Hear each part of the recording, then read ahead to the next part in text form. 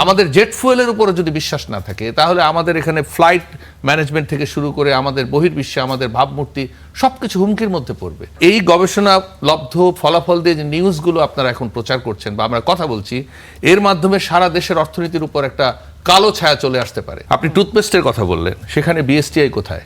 BSTI কে ক্ষমা চাইতে হবে যে ভুল করেছি, কারণ বিএসটিআই এর ছিল ছাপ্পর ছাড়া তো বাজারে কোনো পণ্য যায় না।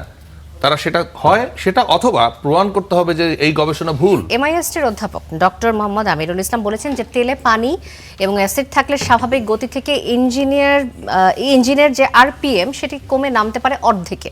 আপনি রিপোর্টিতে হয়তো দেখেছেন সেটি, তখন ঘটতে পারে দুর্ঘটনা, এমন কথা বলা হচ্ছে। বিভিন্ন সময়ে দেশে কিছু প্রশিক্ষণ বিমান বিধ্বস্ত হওয়ার পেছনেও একই কারণ হয়তো থাকতে পারে, হয়তো নাও থাকতে পারে।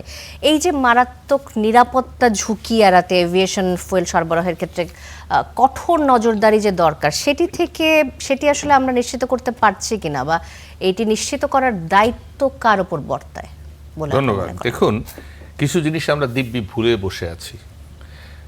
এই সময়ে এই টকশোতে থাকা উচিত ছিল এনার্জি রেগুলেটরি কমিশনের চেয়ারম্যানের।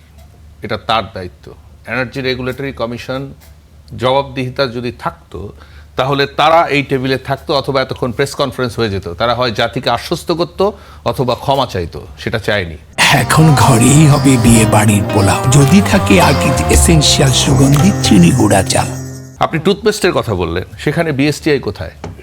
তাদের তো আরও আগে উচিত ছিল প্রেস কনফারেন্স করে মানুষকে আশ্বস্ত করা। শিশু থেকে শুরু করে প্রত্যেকটি মানুষ সকাল বিকাল সন্ধ্যা যে টুথপেস্ট ব্যবহার করে, সেখানে যে প্যানিক তৈরি করা হয়েছে একটা গবেষক দিয়ে, গবেষণা থেকে একটা এনজিও একটা গবেষণা করেছে। এখানে দুটো ব্যাপার, একটা হলো হয় বিএসটিআই কে ক্ষমা চাইতে হবে যে ভুল করেছি, কারণ বিএসটিআই এর ছিল ছাপ্পর ছাড়া তো বাজারে কোনো পণ্য যায় না। তারা সেটা হয় সেটা অথবা প্রমাণ করতে হবে যে এই গবেষণা ভুল। কোনো একটা জায়গায় তো যেতে হবে, কোথাও যায়নি। ঠিক একইভাবে এনার্জি রেগুলেটরি কমিশন কোথায়? তারা চুপ করে বসে আছে এবং আমরা ভুলে বসে আছি। আমরা শুধু বলে যাচ্ছি সরকার করবে, অমুক করবে, তমুক করবে। আরে ভাই, এটার জন্য তো সুনির্দিষ্ট দায়িত্ব এবং তাকে শক্তি দেওয়া আছে, সাংবিধানিকভাবে ক্ষমতা দেওয়া আছে। যে এনার্জি রেগুলেটরি কমিশনের হচ্ছে এই জায়গাটায় সরকারের চেয়েও বেশি ক্ষমতা তার। সরকারকে তো এনার্জি রেগুলেটরি কমিশন যেটা দেবে গণশুনানি থেকে নানা জায়গায়, সেখান থেকে করবে। সেই জায়গাগুলো আমরা দিব্যি ভুলে বসে আছি। তারা ঘুরে বেড়াচ্ছে, তাদের কোনো দায় দায়িত্ব নেই। এটা হচ্ছে প্রথম রেসপন্স আপনার। এবার আসেন, যে গবেষক বা যে বিশ্ববিদ্যালয়ের শিক্ষক গবেষণা করেছেন, সেটা আমরা নানা ধরনের গবেষণা কিন্তু বিশ্ববিদ্যালয় হয়।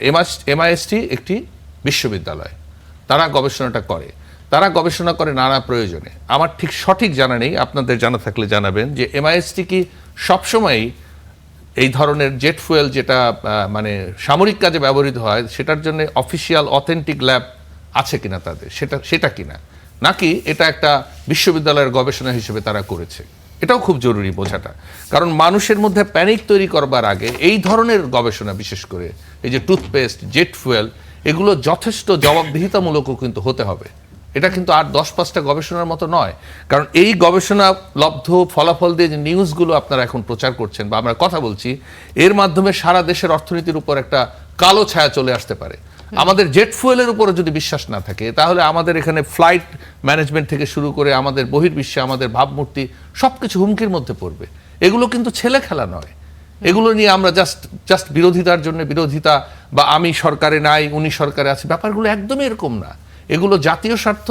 এগুলো বুঝবার জন্য আমি খুবই খুশি হতাম যে রেগুলেটরি কমিশনের চেয়ারম্যানকে এনে, দরকার হলে আমাদের যে কাউকে ডাকেন, অন্যদেরকে ডাকেন, তাহলে হবে কি এই জাতি বুঝতে পারবে যে আসলে কাজটা কার ছিল, দায়িত্বটা কার ছিল, আর আমরা কথা বলছি কারা।